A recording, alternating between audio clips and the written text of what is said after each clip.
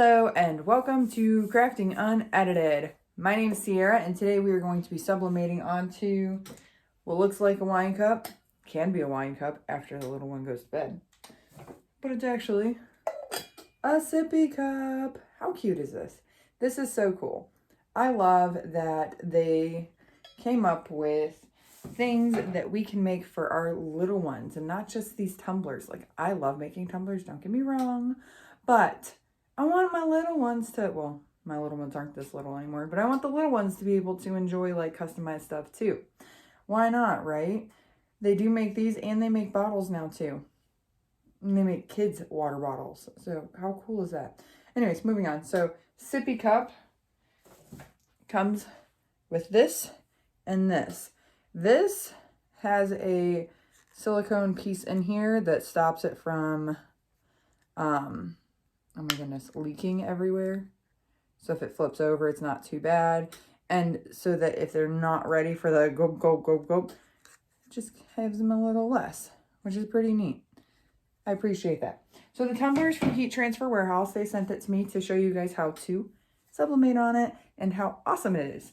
So they have it in just the white. You can put whatever you want on it. It does come in a box so that you can send it to whoever you want with bubble wrap wrapped around it. So Heat Transfer Warehouse, thank you. And if you don't have any products from them yet, get on their website and get you some. Period. No excuses.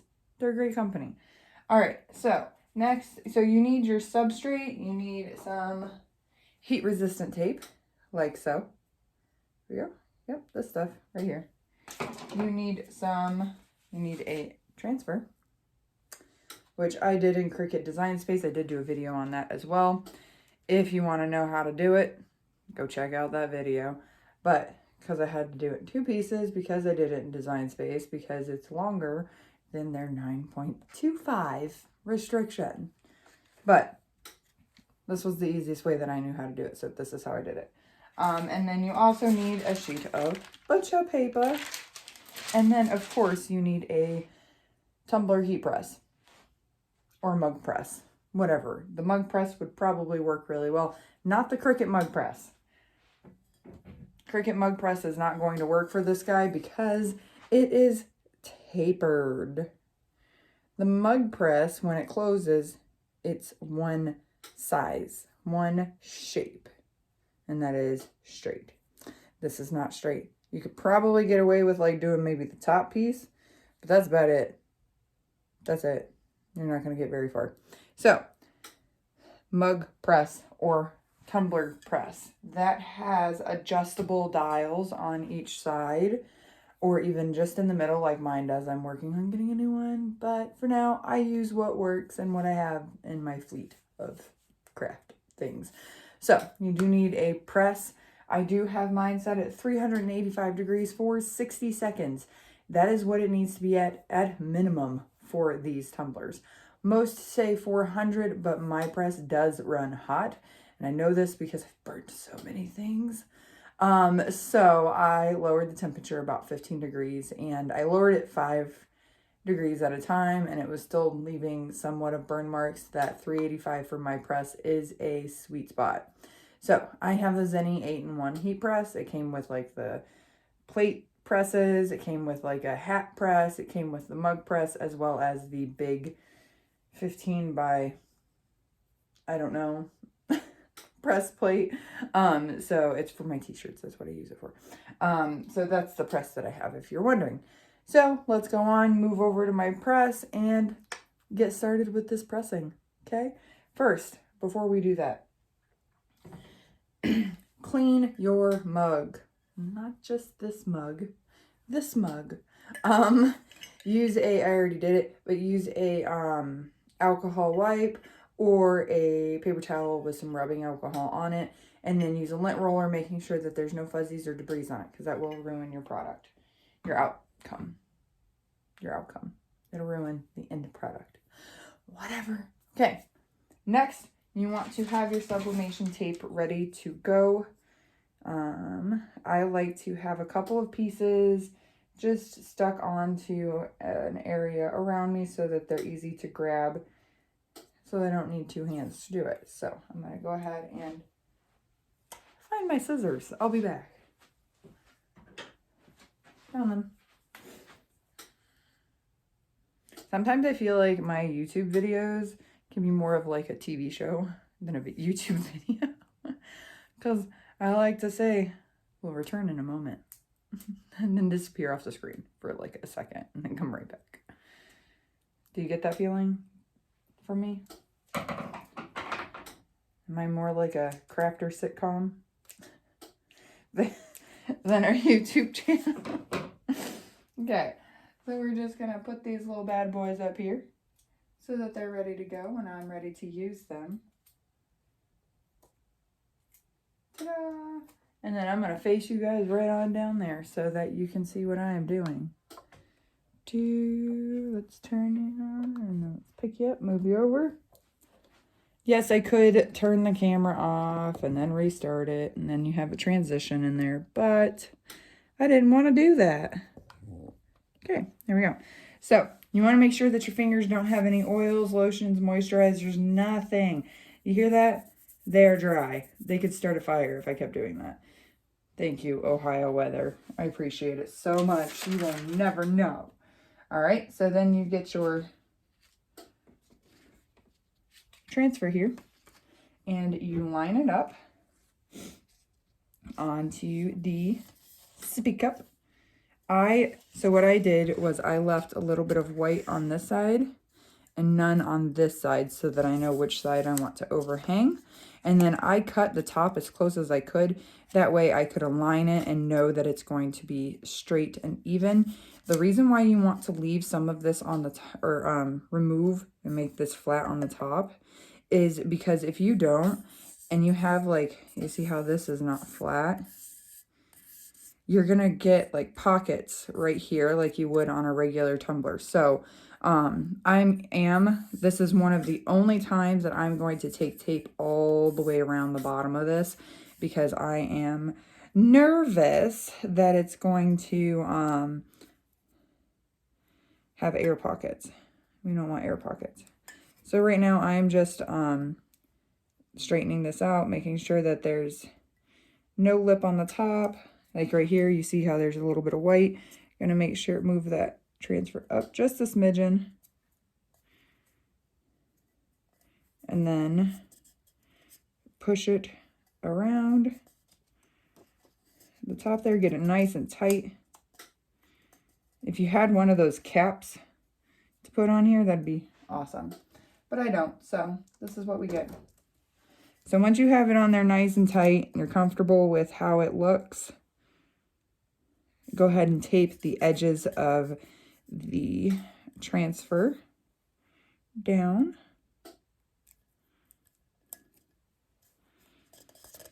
Oh no, hate to lift it on me. There we go. All right, so I've got the initial piece of tape on there so that I can let it go and it not go anywhere. So next I'm going to get tape all the way around it. I mean, realistically, could you leave it with just this piece of tape on there? Yes, you absolutely could. Am I going to? No, absolutely not. So I'm going to go ahead and go around again, getting that bottom part nice and smooth, nice and flat. Because if you look, there's a gap right there.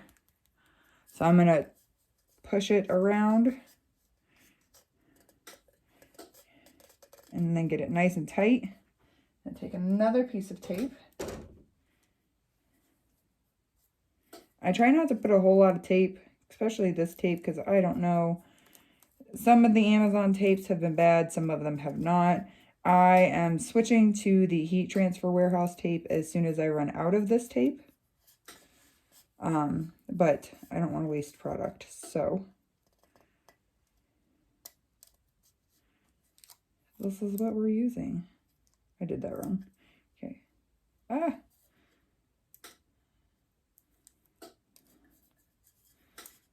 I'm not trying to put any of the tape onto the tumbler itself. I'm just trying to tape around the paper.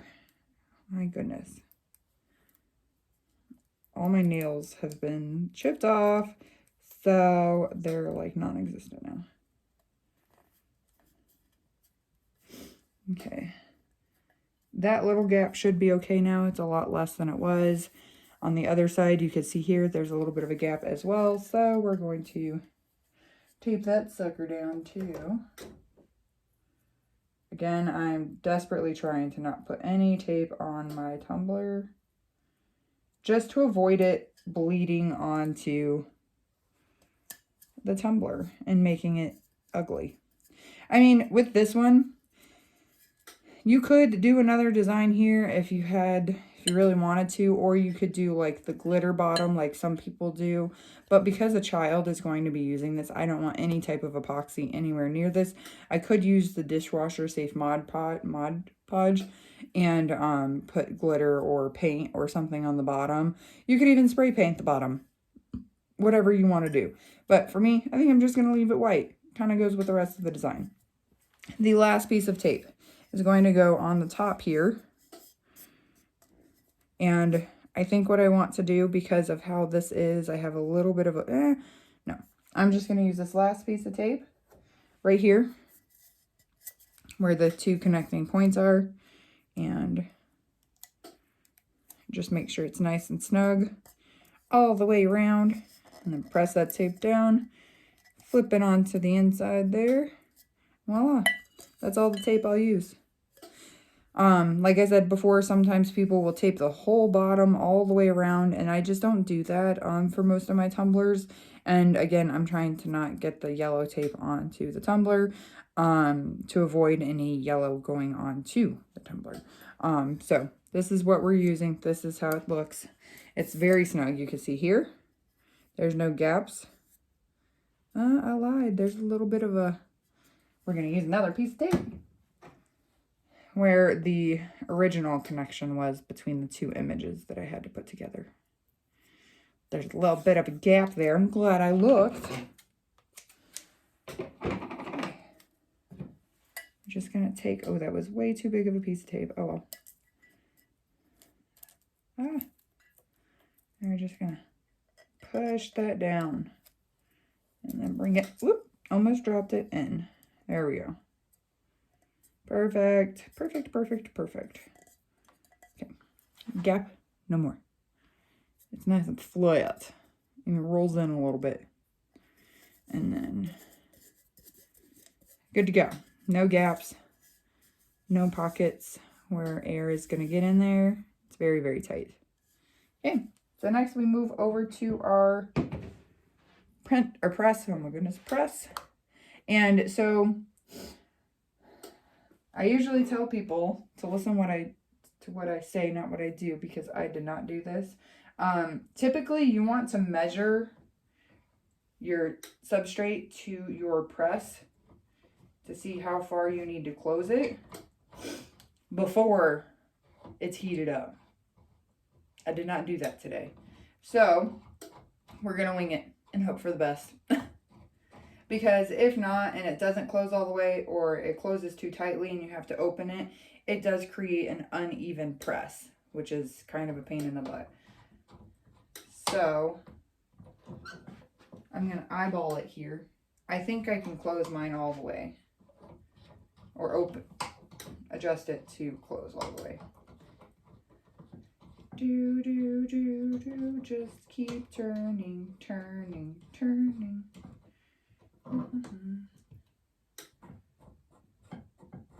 Almost there. I think that's good. That's all the way closed. Alrighty.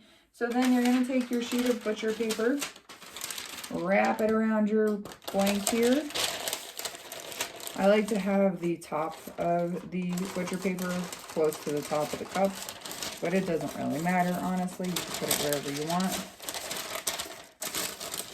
And then you're going to slide it in to the bottom of the image, because if not, you're going to have some spacing in your press because of how it's tapered. Okay? And then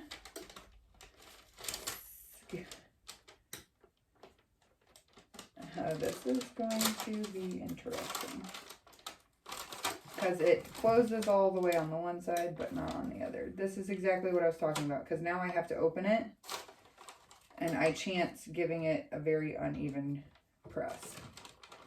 Because this bad boy is bottom heavy, I don't want to let it go.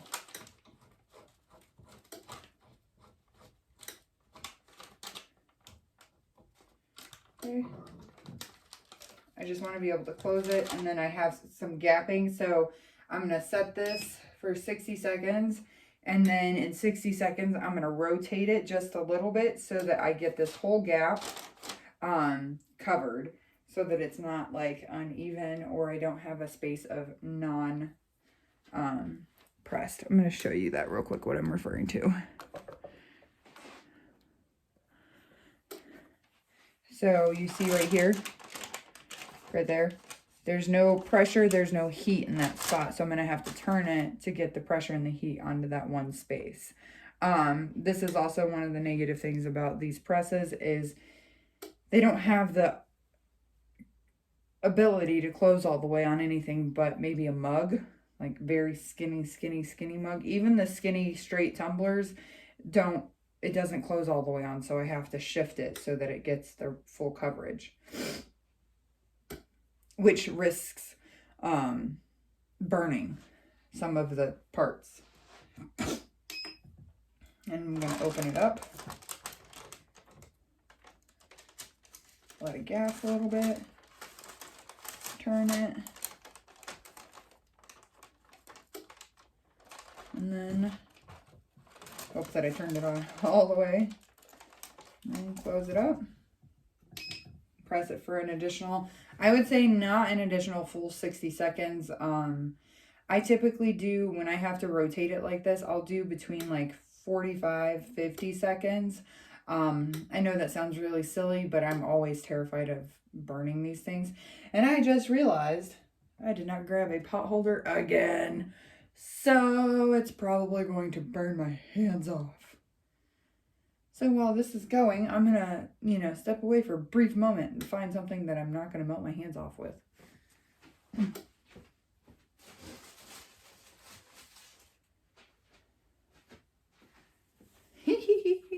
Random pair of socks. We're going to put these bad boys all on one hand. Two or both on one hand. And hope for the best. You definitely want a pot holder or something, heat-resistant glove, to pick this up when you are all done. Hey, they smell good. They're clean. That's a plus, huh? They smell like fabric softener. Alrighty. And it's time to see what we got. Now that, because I did have to do that, it does make me very, very nervous that it's going to maybe be burned or have some scorching. And I'm just praying that it does not. But it's still very, very, very hot.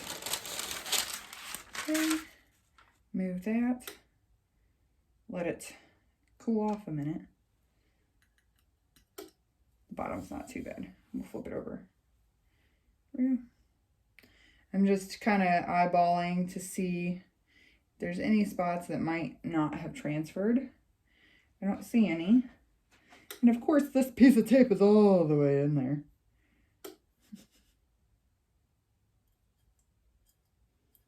Ew.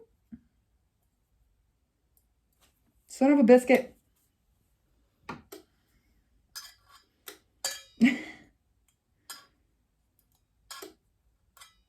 It's working. I didn't think it would. Here we go. Oh, man. Are you serious? Trying to get the piece of tape from the inside to come up without melting my fingers off. There we go. Got it.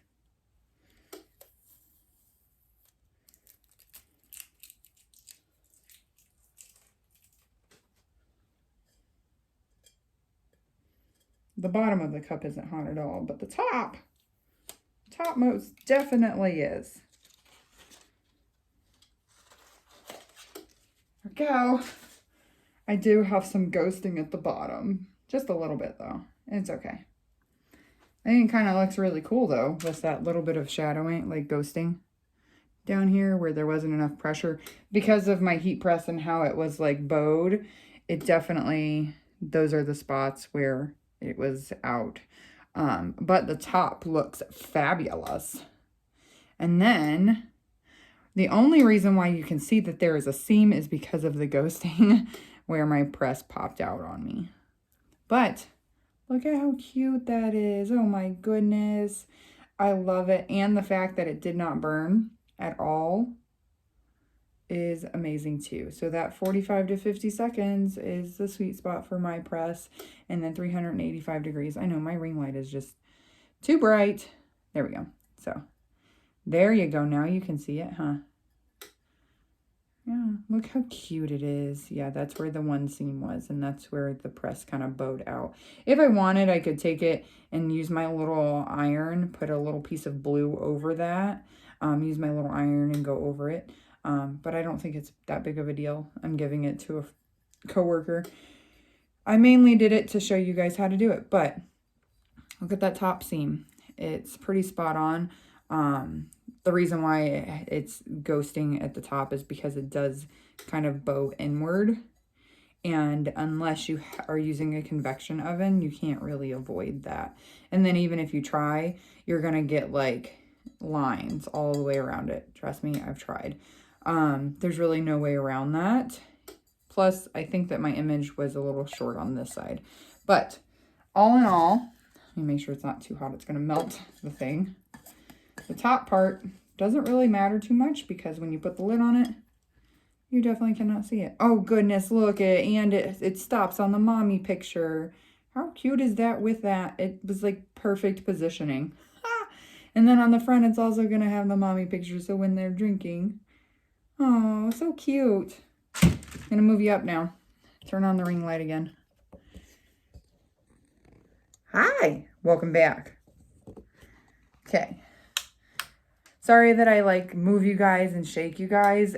I don't like having cutscenes. I feel like it's just a nuisance. So this, my friends, is a sippy cup from Heat Transfer Warehouse, and this is how you sublimate on them. They can be tricky because they are tapered, and they are tapered in a different way than most tapered mugs.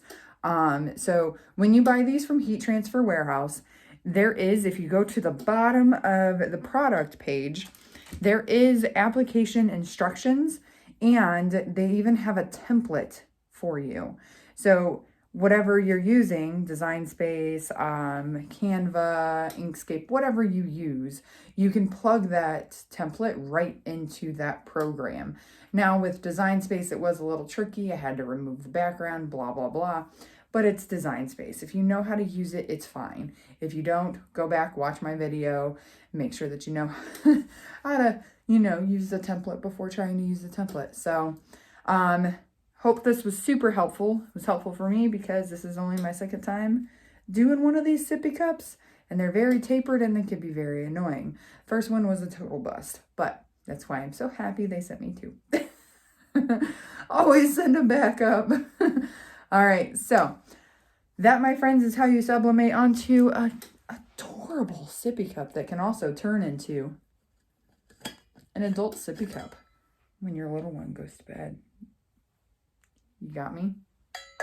All right, that's how it's done, and that's all I got for you today. So make sure you like, subscribe, comment, all that good fun stuff, and we'll see you next time. Happy crafting!